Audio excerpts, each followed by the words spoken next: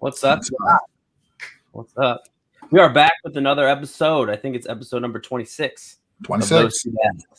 Yes, sir. So welcome to the next episode. I'm Kyle. This is Josh. Yo. And I'm really excited for this one. This is, I think, Josh, going to be maybe one of our more emotional episodes. Maybe. We'll see. I think it might be. I got emotional when I started reading just the epilogue of this book. Dude, so yeah. It's a little bit of a teaser. So we are privileged to have Alan Carter, who authors Letters from a Father. He's joining our podcast today to talk about this new book and to tell us a little bit about his entrepreneurial journey as well. So Alan is first and foremost a loving husband, a devoted father. He is active in his community and committed to giving back with his time, talent, and treasure. So before we get going, though, go ahead and hit the hearts and drop a hashtag live if you're with us live on Facebook, or hashtag live if you're live with us on the YouTube stream. And then we love to see those comments on the replays, right?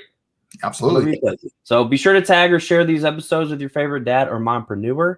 We love helping and sharing with others and appreciate all the support and getting the word out. So hit those likes. It really helps us to grow this channel and get these episodes shared. So without further ado, let's introduce Alan Carter. There we go. Welcome. How's it going, Alan? Hey, guys. Thanks so much for having me on tonight. It's great to be with you all. I'm really excited for this one. I spent a little bit of time reading your book before this, and I could barely make it through the epilogue before the emotional connection of your stories already started to pull me in. Yeah, I'm gonna second that too, because that was I've read, family-based stories or books, and I've read things where people talk about their lives, but for whatever reason, it hit deep, because it just started out right away with just talking about who you are down to the core. And then it got right into those letters. And I will say, what sometimes I think it is, Josh, when you read something and somebody is able to articulate it a gazillion times better than you can, but it's your emotion and you have it all bottled up and you've reflected on it and thought about it, but you're just so archaic in the way to express that it just comes out as mush.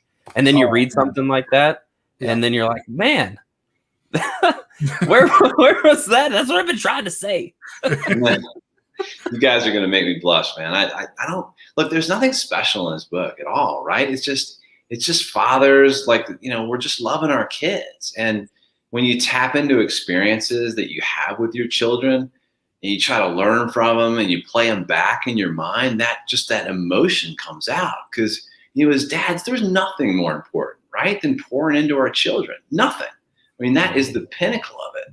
Right. And the cool thing is when you do that well, or when you try to do it at least, great things can happen. I mean, you can change the course of the lives of your kids. And so maybe that's a little bit what you felt in reading the book. That's what I felt when I was writing it, is I really was just trying to pour my heart out into these kids and maybe give them some little bit of wisdom here and there, or play back some experiences that we had where there was some meaning to be shared. And that's maybe a little bit of what you felt. Yeah. Now, you didn't start writing now, actually. You didn't start writing these, though, until what, like your 15, 16 year of fatherhood?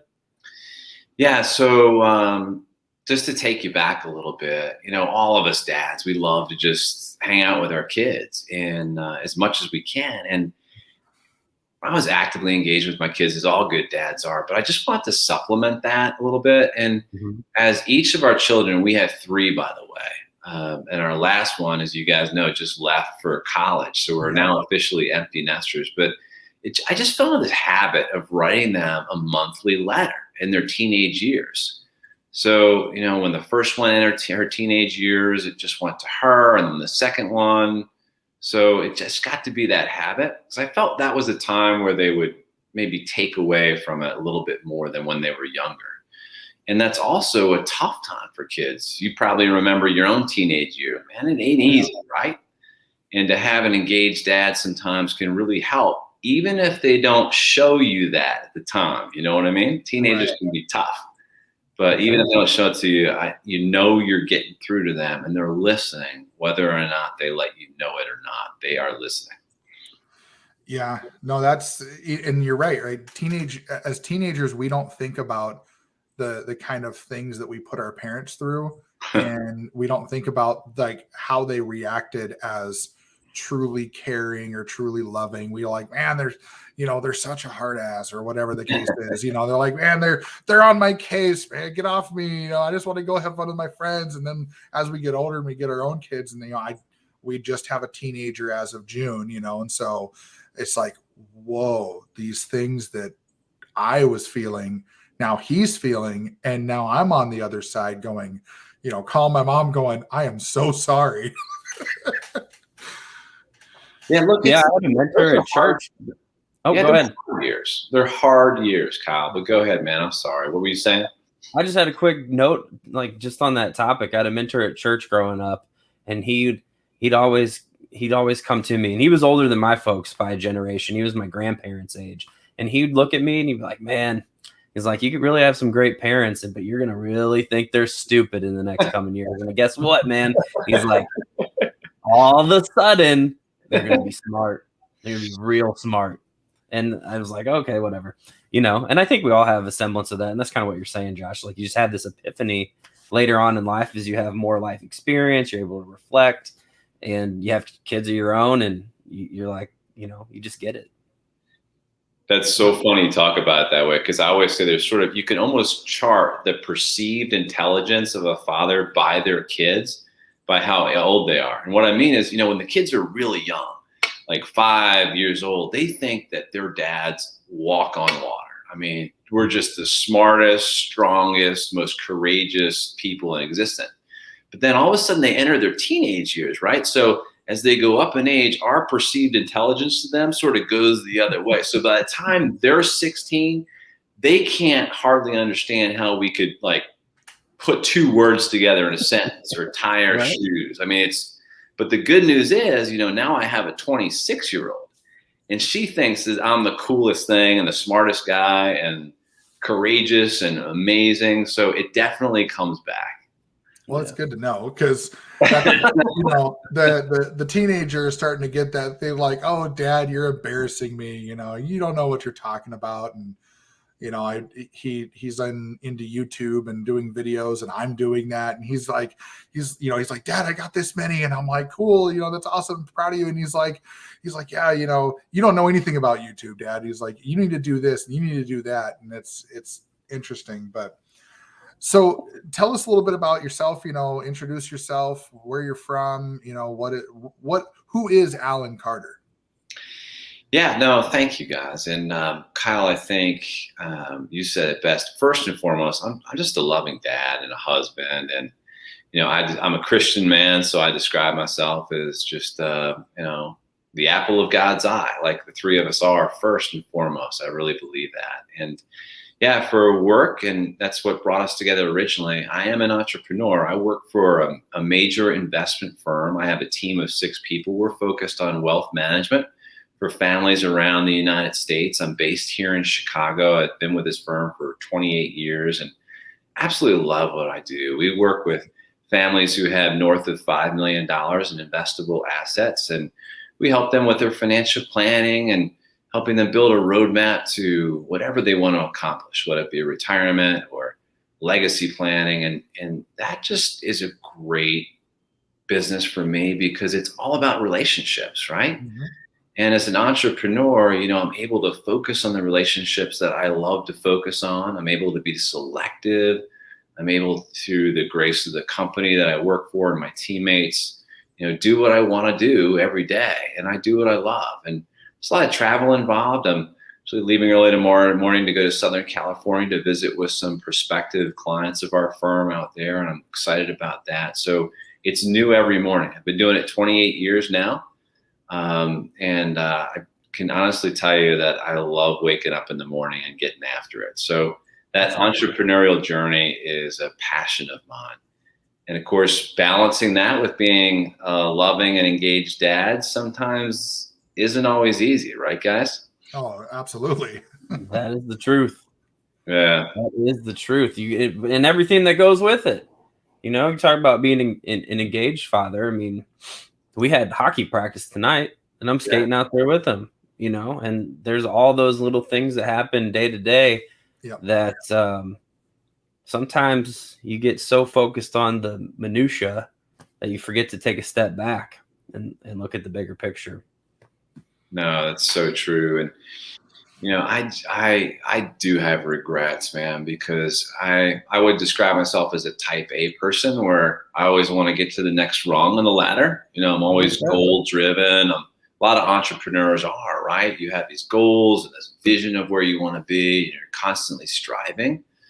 And I definitely have regrets as a dad where, I made decisions to pursue my own aspirations, my own business growth, my own entrepreneurial effort over, what should have been maybe a better family engagement at the time. And I think we all do. And we have to be mindful of that in the moment and make good choices in those moments, right? For sure. And I think a lot of dads feel like they're making a very solid decision for their family, pursuing the financial side.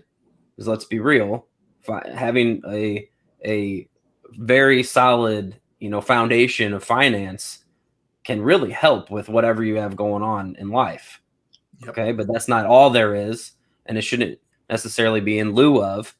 But you get tunnel vision, and you're like, "This is what I'm doing for my family. I'm doing it for my family." And then next thing you know, you forget that the family's right there. So I don't know if that was your experience specifically or not, but I think dads specifically, make that kind of a choice at first. Yeah, I wrestle with this, Kyle, or I did wrestle with it because you're right. I mean, as a dad, right, we have to provide financially with our family, right? That's just part of our role. Mm-hmm. Right. And so, but I always question, hey, did I make decisions like thinking internally, well, the best way I can be a father is to provide financially for my kids. Yeah. And so, if you look back at the end of the day and say, no, the best way I could have provided for my family was to be there rather than be on the road. If that's an extreme example, but sometimes we're not present, even though our feet are where they are. Does that make sense? So even though maybe standing in the room, things, right? Sometimes we're just great call. And so I think we got to be present when we're present. We got to, as Jesse Itzler says, you guys may have heard of Jesse Itzler, another famous entrepreneur. He says, you got to be where your feet are. And I think that's especially true as a father and as a father who is also an entrepreneur, because the pressures are so great. They're pulling us in so many directions, especially if we're striving. Mm-hmm. Yeah. And that's the hardest part about that too, right? Is, there's so many ways that we can get distracted. And especially when you're trying to provide, you're trying to build a legacy for your family. You're trying to do the best you can to provide for them. And even when you're there in some of those moments, maybe you just had a really, really tough conversation with somebody with, a prospective client or something like that. And that's on your mind. That can take away from being in the moment. You could be at dinner and having a conversation and just be on autopilot because your brain is somewhere else thinking about something else. And so I'm glad you brought that up, because we actually have talked about that a couple times, because that's something where when you're living that balance, you have to be able to separate the two. You can't, our brains aren't wired to multitask. So if you can't separate them, everything just becomes spaghetti and you're never present in anywhere. That's right. Yeah. I mean, it's well said, Josh. We told you multitasking is fiction. It really is. I mean, we just can't do it. And so, yeah, well said. Awesome.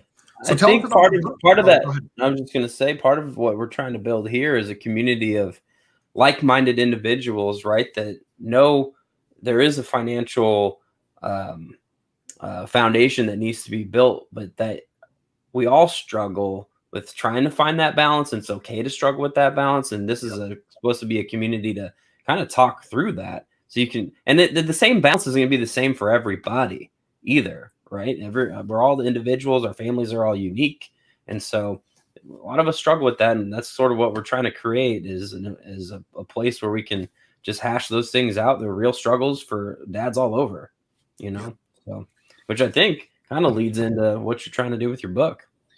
Yeah, no, I think that's look, number one, it's okay, man, to not have this down pat, right? I think that it's okay because we're all struggling to do the right thing, and the best we can do sometimes is the best we can do. And I love that you guys are building a community where guys are trying to do their best, and they're trying to engage, and they're trying to make a difference in their kids' lives, and they're trying to build businesses, and they're trying to get their A game on in terms of marketing. So all this stuff is really relevant to a whole lot of people. And the broader we can engage with folks and give them tools to help them be successful and just share ideas together, right, on how to get the fatherhood thing right and the business thing right. I mean, that's just a win-win for everyone. Right. So when it comes to the book, I mean, obviously you started the letters before the book. So when you talked about, early on, you talked about being able to communicate with your children and being able to give them a part of you that maybe a lot of people don't, or maybe even at times, like you said, having some of those regrets of not always being present and being able to now give them more of that. Like, what drove you into creating the letters and then turning that into a book? Yeah, no, thanks, Josh. So these were never meant to be shared with the public. I mean, it was just something that I did for years, just in our family.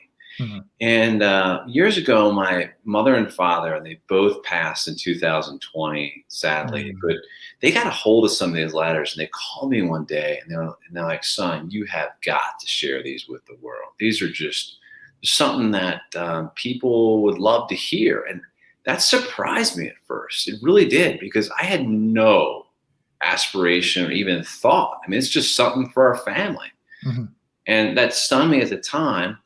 And my father was the one who reached out to a bunch of agents and publishers and got this ball rolling. And, the first thing we did is we had a heartfelt conversation with our immediate family, with the kids, and said, "Hey guys, is this all right? Would you mind, sharing this stuff with the world?" And they immediately had no problem with it. I mean, they're just That's awesome. Yeah. So that was great, because if you read the book, you'll see that, hey, we're exposing, our house and our life and our struggles and mm-hmm. our pain and our suffering and our joys and our mountaintop experiences and our valleys. Everything's out there. Yep. But that's the beauty of it, because it's so relatable. Yeah, right. Because everyone has the same experiences, right? We're all rowing the same boat together. So I think that's what's resonated with a lot of people with this book. And it's been neat to see it become so interesting by so many people so quickly. Yeah, no, in reading the book, and it's amazing because it's almost like reading a bunch of short stories, right?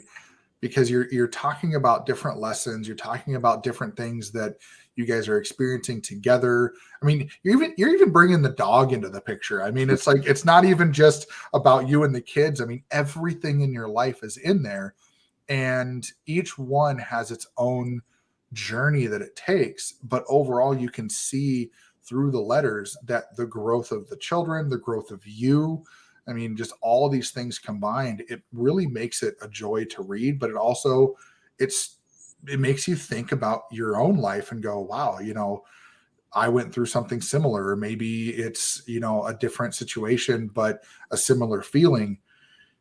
And the way to be able to convey that into print on paper and actually activate those emotions in people, whether that was your goal or not, it's interesting to think that that's just how you were speaking to your kids.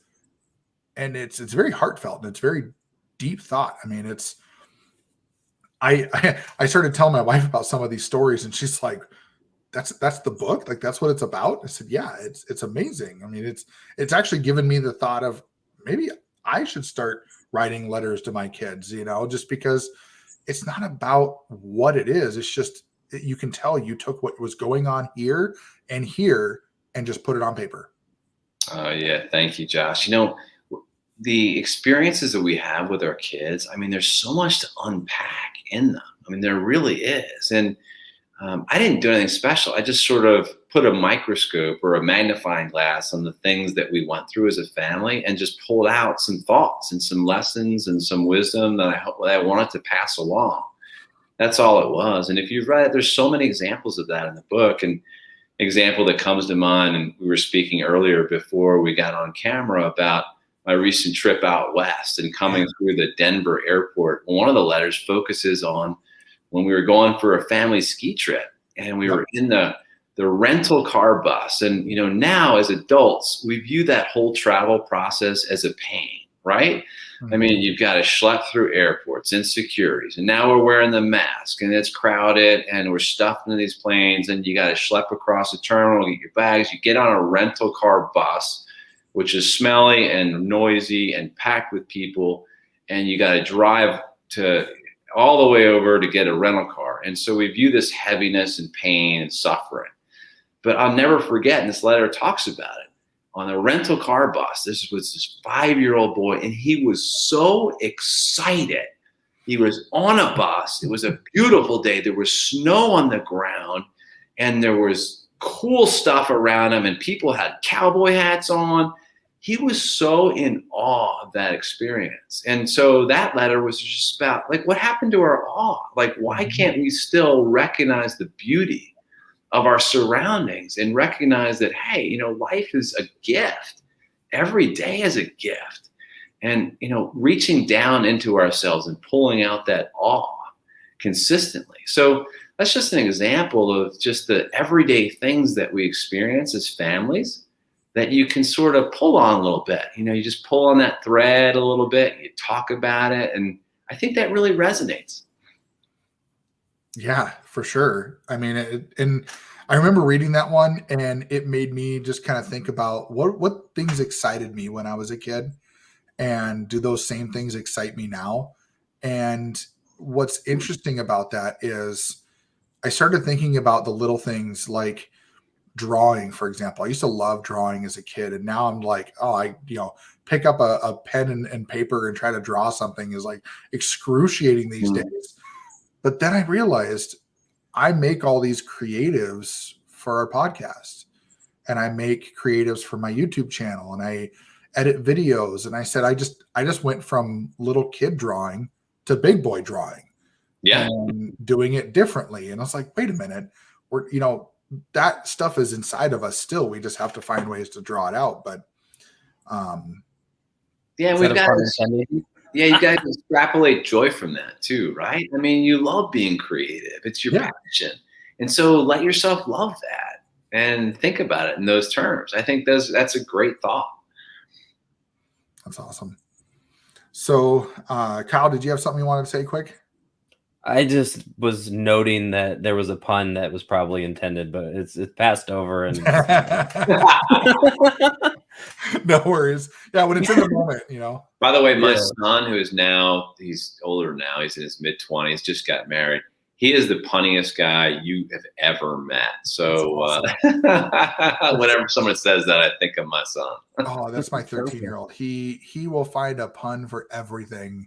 And it's great because it keeps us on our toes. It makes us laugh, and he enjoys it. He likes to be a little jokester. But so when you were doing, when you're writing these letters, I mean, so how often were the letters written, and how did you come up with the ideas for each of these? Yeah, I mean, my pace was roughly about once a month, guys.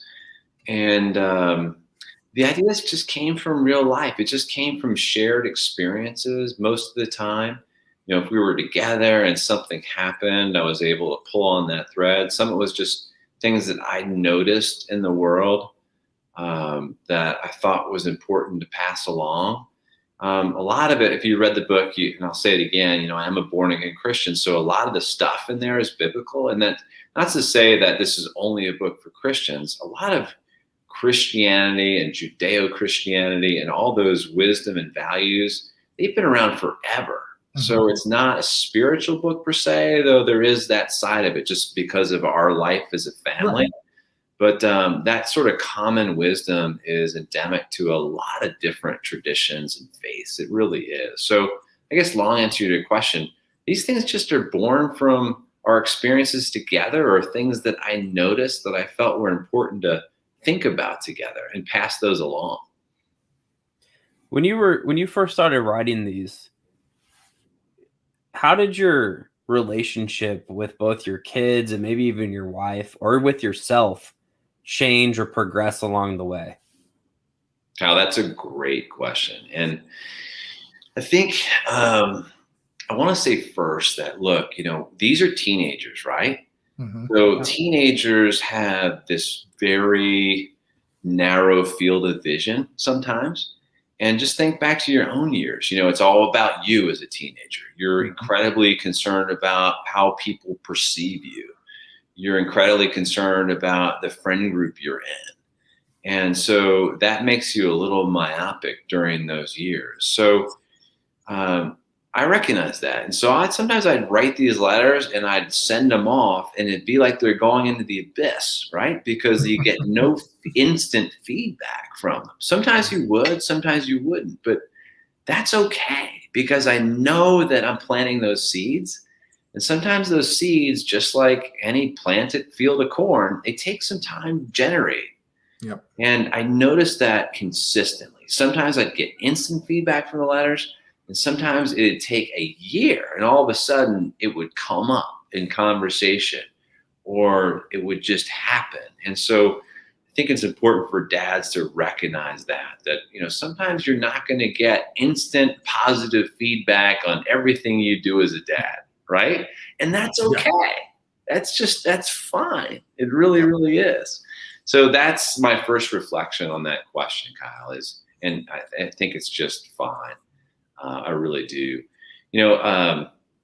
Back to the letters just for a second, I wouldn't force it, right? So with that 1 a month pace, if nothing really hit me square in the eyes, I wouldn't, get out my pen and slave over something that I didn't feel.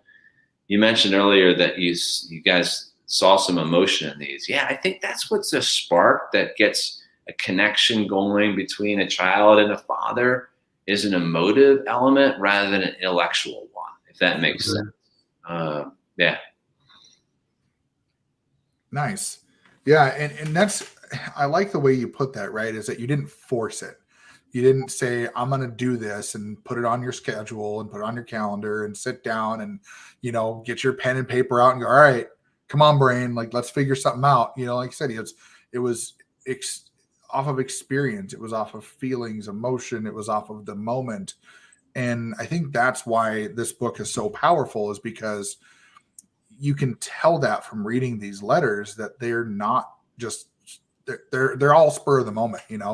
You always say like, hey, you either you start out with a little bit of a story, or you get right into it and say, I want to talk to you about this. Or you're like, hey, remember when this happened? Well, I want to talk to you about this because this is how I felt about that situation. And those memories or those happenings are always going to be there, and they come up in specific times. And I'm a believer that they comes up for specific reasons. Those memories surface themselves for a reason. And the fact that you put those down on paper and said, hey, this reason I felt is for, trust, or for forgiveness, or for honesty, those things that happened. And I think that's the big thing that's really important, that a lot of our listeners need to, that they need to really just understand, is that these aren't forced. They're not scheduled. That, like you said, they were just happenings that came about. Yeah, no, I think that's exactly right. But the challenge for us as dads is being mindful and looking for those things, right? We've got to always be kind of scanning mentally opportunities and scanning for experiences that might allow us to connect, and might allow us to, share something, and might allow us to pass along some wisdom. So that's our responsibility, right? Is to be really mindful and be really looking for opportunities to connect with our kids and share some wisdom. For sure. And that's, wow, that's so, Kyle, I think that was one of our cutouts right there. That's gonna be a breakaway for sure on one of our short videos. So, well, before you move on, Josh, yeah. the periphery, I mean, that is your responsibility, right? I mean, that's wisdom manifesting itself to be self-aware, to have other awareness that other things are happening on the sides, right? It's not, you shouldn't, like, as focused as you need to be on certain tasks, and then there's probably a billion metaphors that can come out of this. You have to be aware enough and just conscious enough of those other things going on to know that if you need to pivot or there's something that needs your attention right away, you can go to it. And whether that's a lesson to your kid, or maybe that's something at work, or maybe that's, something going on between your relationship with you and your spouse, or whatever it may be, And so I think that's a beautiful, just kind of parable in and of itself that you just kind of described, Alan. Yeah. No, thank you, guys. I think, I'll mention, I think it's important to focus on how important this is, if that makes sense. So look, back to what I said earlier, the power of an engaged and loving father, I don't think you can overstate that, right? So we're talking about how we have to be mindful and looking for these opportunities. But if you do that well, and if you can be effective at it, you will change the course of history for your family. I mean, that's how important this is. And that's how much we have to be thinking about it. It's got that kind of power. And that's a big responsibility, right? Which is why I love what you guys are doing. We're sharing this. We're thinking about it. We're building a community around it. We believe it. And we're freaking trying, if you know what I mean. Yeah. So this is huge stuff. It really is. Well, that was there's whole programs that are built around, and a lot of them not very well, on how to handle situations where kids don't have dads. And there are so many situations that become so sad because they don't have an impactful father figure in their life, and they can't and don't end up with a consistent one. And sometimes that road leads to disastrous places. And to just have that one guy to be able to step in and create those kinds of impacts like that, you're right. You cannot understate that. And it's a huge responsibility. And sometimes, that's a heavy weight sometimes to think about at that level. But when you just break it down, we're just trying to do the next best thing in the moment. And that's how they add up to that big impact. Yeah, and look, I think we've got to be mindful too that there's a lot of families out there that the dad isn't present, right? For whatever reason, and so sometimes mothers are carrying both the motherhood responsibility and the fatherhood responsibility, and that's okay. Yep. We just got to support them and just be mindful of where they are. But there's several of those that watch this show, right? And that's, there's mothers that are doing dual roles, and that is hard work, but the same principles apply.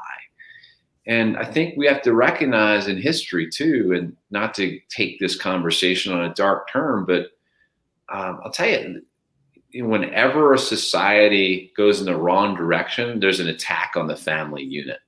Yep. And, the most recent and obvious example is Nazi Germany through the Hitler Youth. I mean, there was a direct attack. It's stripping the families, removing the children from that influence. And it was a disaster. I mean, of epic proportion. So we have to protect the family. We have to recognize its value. We have to be engaged dads. We have to be pouring into it. We have to do all those things all the time. And we have to defend that family unit. And that's one of the reasons why we created this podcast in the first place is, when Kyle and I kind of came up with the idea and we said, hey, we're a couple of dads, we're building a life for ourselves and our families. And, our the thing we connected on most, well, I guess first of all, we connected on memes and gifts, but Yeah. then it built from there, and we realized we had a lot of the same values. We value our time with our spouse and our kids, and we value the time as a family unit. And we wanted to show people that exists in the world.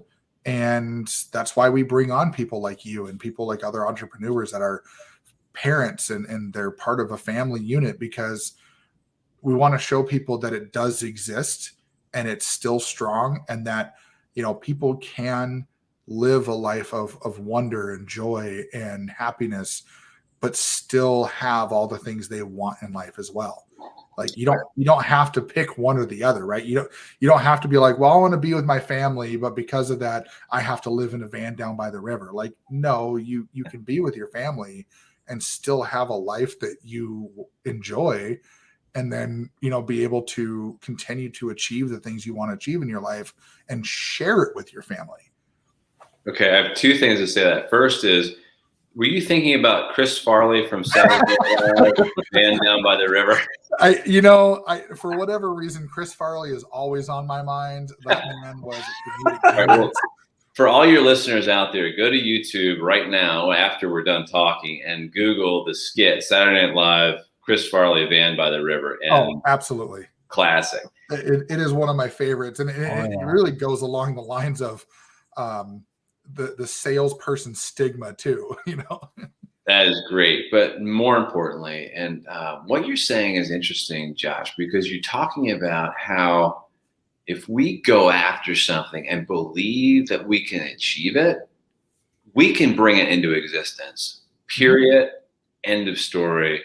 100%, if that makes sense. And there's a lot of that in my book. I'm communicating to our kids what you basically just said, that look, man, if you want to bring something into your life, you combine that with hard work, dedication, and an absolute vision that you will achieve it, you can do it. And that's the entrepreneurial journey also. That's how businesses gets built, is that deep belief. And frankly, it's biblical. I mean, you guys know the verse that Jesus said, hey, whatever you ask for when you pray, believe that you have received it and it will be yours. Yep.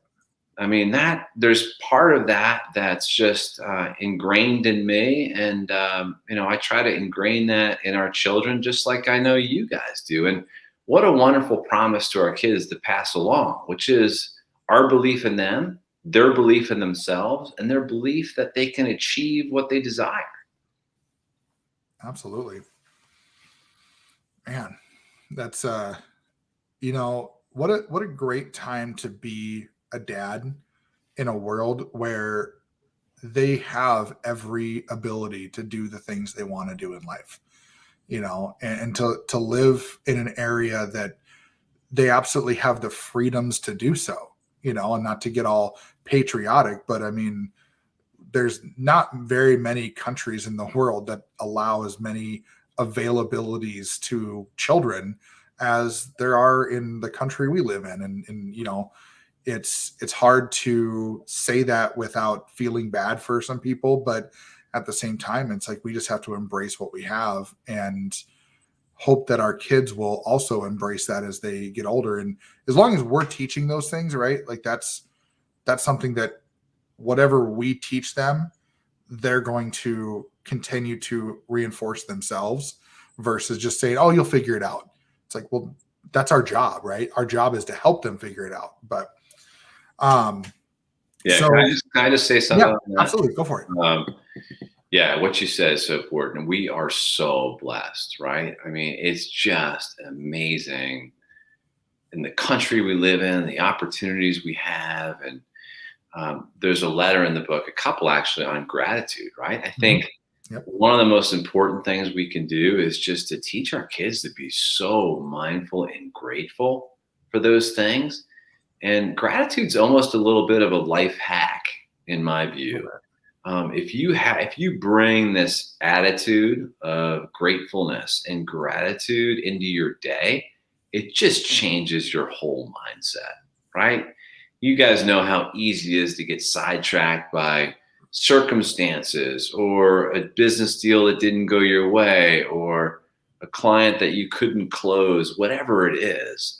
But the fact is, we are so blessed just by the fact that we have roofs over our head. We're healthy and vibrant. We've got families who love us.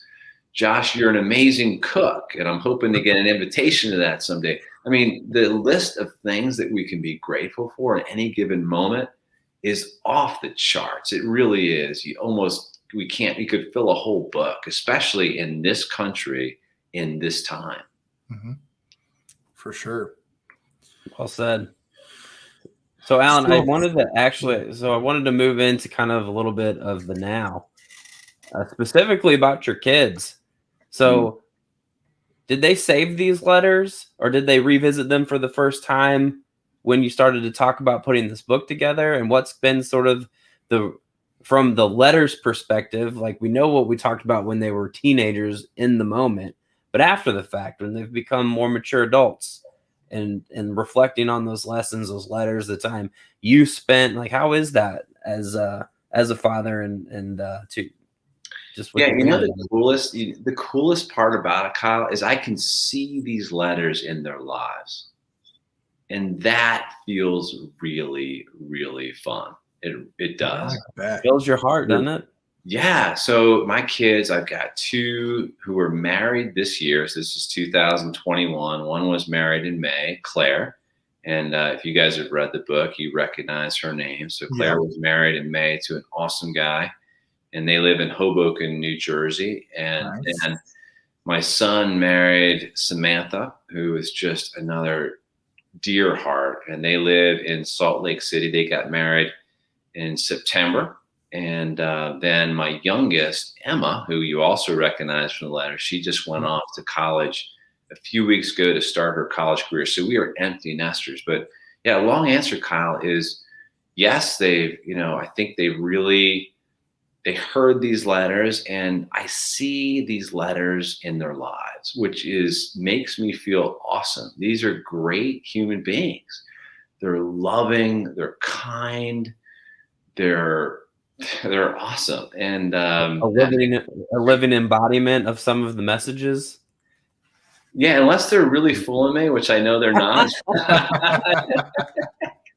Of course, to be honest with you, they took after their mother, who is the sweetest person on earth. So maybe that's why. And maybe it wasn't the letters after all. We definitely can't take all the credit, right? I mean, mom's played. I'll take none of it, but I'm lucky. Yeah. Right. Well, and to your point, you talked about, like Kyle just asked about the now, right? And you talked about seeing their names in the letters. And, I just want to point out to the journey that this book takes people through, because, so I've got the book right here, Letters from a Father right here. And in the first letter, which is titled Love. And so Claire and Wells are the ones that it's addressed to in the first letter. And as it goes on, it's Claire and Wells for a while. And then as it goes on, then, Emma comes into the picture. And what's great about that is it's interesting because first it goes to Wells, and then it goes to Wells and Emma, and then it goes just to Emma. And I think what's great about that is people get to experience in this book a journey through not just the kids learning these things through the letters, but your journey as a father, writing to your two oldest, then to your middle, then to your middle and youngest, then to your youngest, until now she's, out of high school and off to college. And it's just to come into that. I mean, there's over 60 letters in here. And when you think about that, that's a huge amount of experience. There's 70 letters total.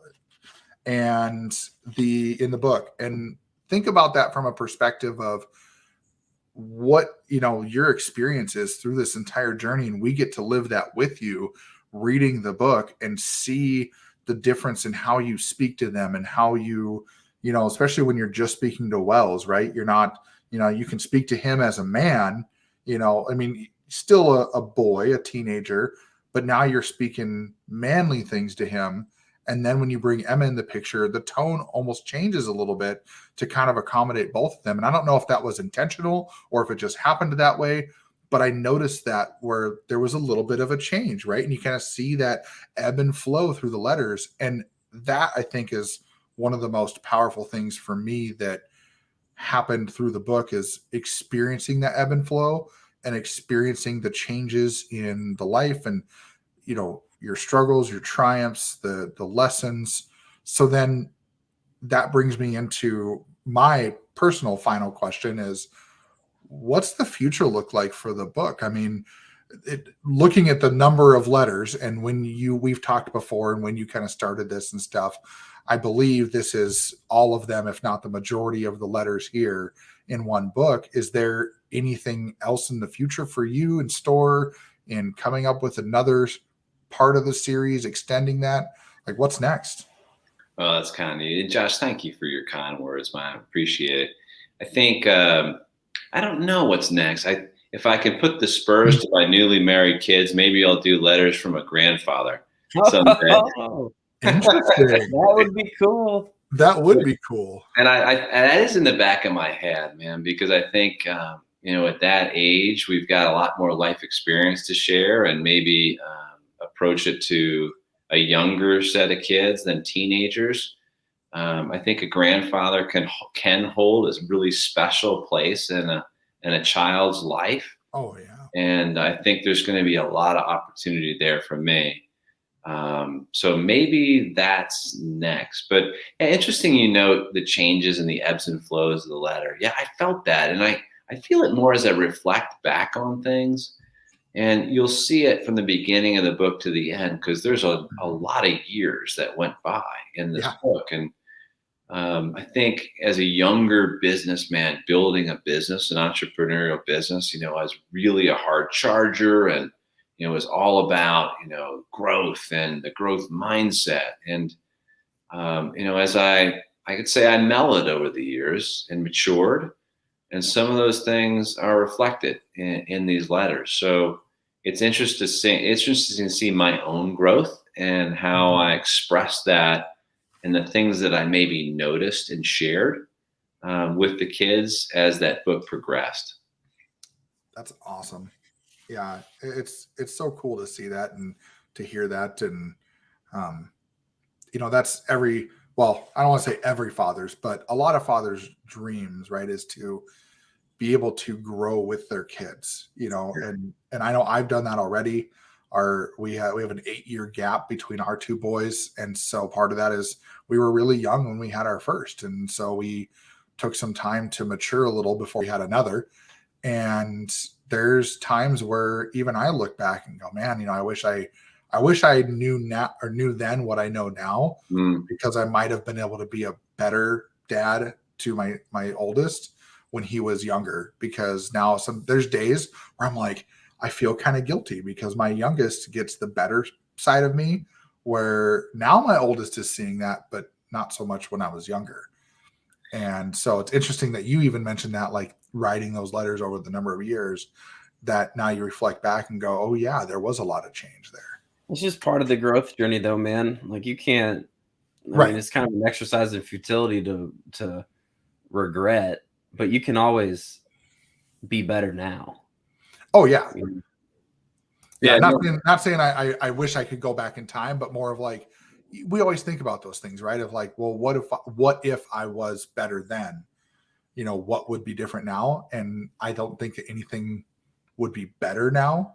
Just more of those thoughts come up, you know? Yeah. Yeah. No, Kyle's right. We can't beat ourselves up for that. I think, you know, circling back to what was said earlier, we can do some things to help us where we are now. We can be mindful. We can look for experiences. For me, I can immerse myself in God's word. I just think there's so much wisdom and peace in there. And if I pour that into me, then I'm able to pour it out easier into my kids. For sure.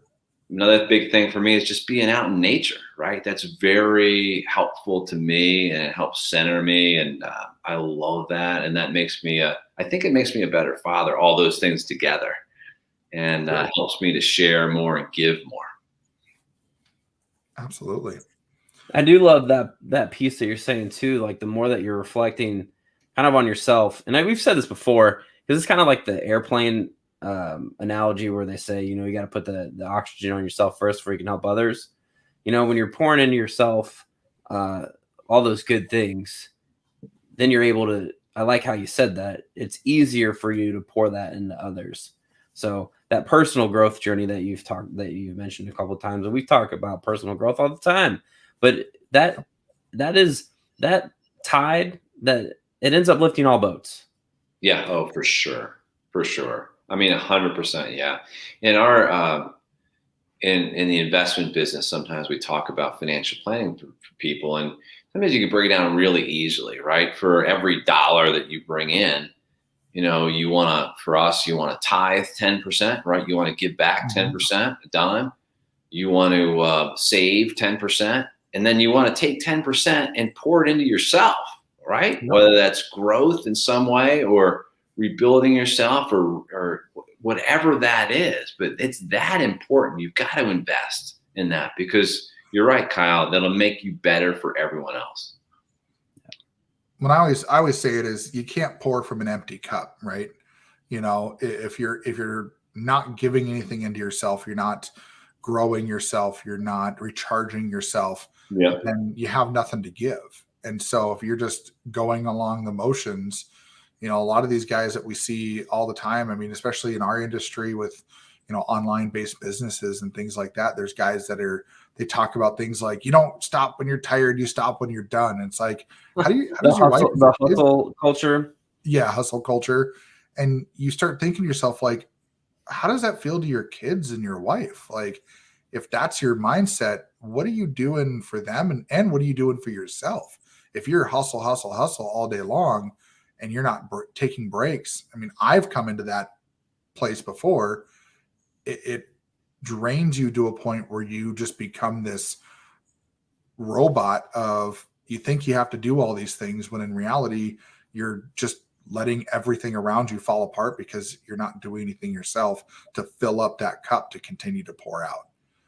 And I think that's, you know, what you're talking about there, you know, the 10% back into yourself. I think there's huge wisdom in that. And that hustle culture, man, look, I get it. Like, we all want to work hard, want to strive, want to hit our goals, and that's great. I think we need to be a little bit careful on how that happens and how that looks. You know, our company has done a lot of surveys of very wealthy clients and wealthy people at the end of their lives.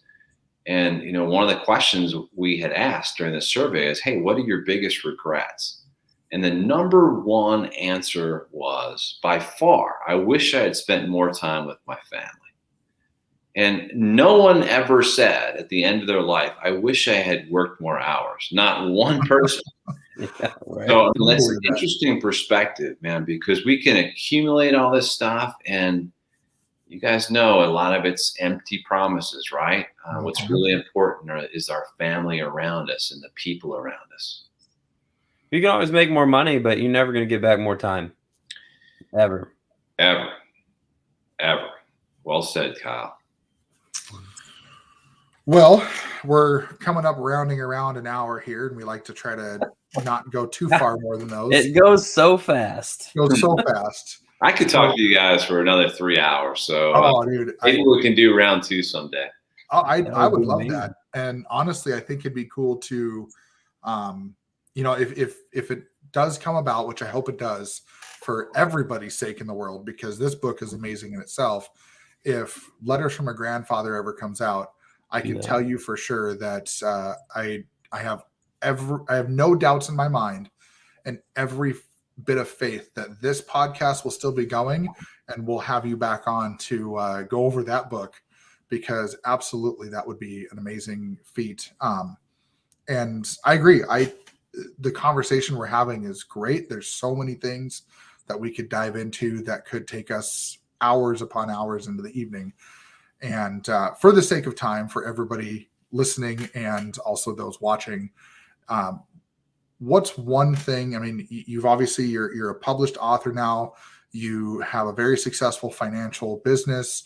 You have done a lot of things in your life. I did a little little sleuthing myself and took a look at your Instagram page, and looks like you do some sailing. Looks like you have done some, whether they're Ironman tournaments or the Mud Runner, you did the Raven Run. I mean, all these things that you've done with your life. Genius stalker. Yeah, I know, right? Yeah. Better block me while you can, you know.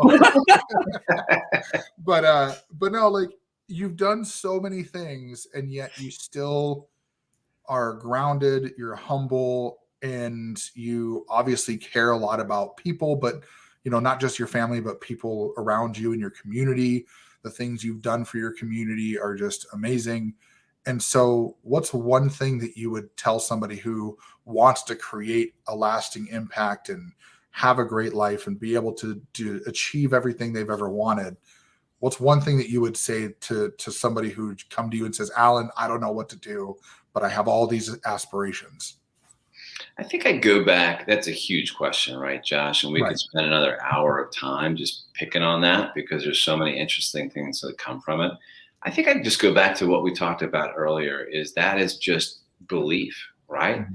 So it's the combination of belief in yourself and belief that you can achieve whatever it is that you dream. I truly believe that God would not put an idea in your head if he didn't give you the tools and resources to achieve that idea. So if you start there, if you start with that, it's amazing what you can accomplish in your life if that's what you want. So I guess that's what I'd kind of have people think about. And, you know, from having read the book, there's a lot of that in this book. There really is. There's a lot of that sentiment and that thought and that stoking that fire in my kids of their belief in themselves and what they can do. Yeah. Mindset is so powerful, right? Gosh, it is. It begins and ends with mindset. Yeah. One more thing, guys, before you kick me off. I just want to make sure that your listeners know that, you know, this book is entirely, all the proceeds from it are going to charity. I have no interest in extracting a dime from it. So this year's proceeds are going to an unbelievable school for underprivileged kids here in Chicago. It's called Chicago Hope Academy. Yeah. And then we'll select another charity next year. So I'm hoping that maybe in the show notes, you guys can connect folks with the Amazon link, which is the easiest place to get the book. Right. Absolutely helpful. And then just know that every time they make a purchase decision, it's going to support a great cause this year with the Chicago Hope Academy. And then lastly, authors will tell you all the time that the best way to turn up the volume on a book is to drop a review. So I'd love it if your listeners could drop a review on Amazon as well. And I'm super grateful to be here with you guys tonight. Well, yeah, at minimum, you'll see 2 Amazon reviews. We can promise you those 2. Yeah, thank you guys so much. Absolutely, for sure. Really. But yeah, we'd be more than happy to make sure those links are up. If there's any other particulars that you'd like us to put in those show notes, we'd love to. There's an amazing cause, just in and of itself. It's an amazing book. So the impact that, I mean, that's an incredible just journey right there. Thinking about it, you started with an impact for you and your family, and it's turned into a book for others to read that creates this impact, and then proceeds impact a totally different thing. I mean, it's amazing what a life's journey and work can end up, blessing. Yes, so for sure. And I second that as well. I absolutely will be leaving a review for sure. And for anybody listening to Letters from a Father on Amazon.com, you can search it by the title. You can search it by Alan Carter, Allen Carter. And it's anybody out there who's a parent, becoming a parent, even if you're a single mom, this book has so much worth. And it's a book that I can guarantee you will be on my bookshelf for eternity, and it will be passed down, because this is a book that I believe that everybody deserves to read. And if you don't have it yet, go pick it up. And it's, you're not only doing yourself a favor, you're also helping out a good cause, and all the proceeds are going to charity, which that will also be in the show notes, that the proceeds go to charity, because that's an important thing, right? You always want people to know that it's not just about you. And it's not that you're trying to be some big, name person and say, look, like you're literally saying, take the spotlight off of you because you just want to help people. And I think that's the biggest thing to take from all this is you didn't do it for fame. You did it for impact. And that's what really more people should focus on, I believe. Thank you guys. I appreciate it. I really do. Thanks for being present with me tonight and spending this time. It's just a blessing to get to know you guys and kick around some awesome ideas and see if we can't give other dads some good tools, right? Some good thoughts. Absolutely. The pleasure is all ours, Alan. Thank you so much for joining us. Very much. I'll tell you what, there's a couple of dads that I'm going to gift this to for Christmas. I can tell you that. For sure. Awesome. Not even a question. So sure. Awesome. Well, thank you so much for being on with us, Alan. I appreciate your time, and I hope you have a wonderful evening. Thank you, guys. Blessings to you. Talk soon.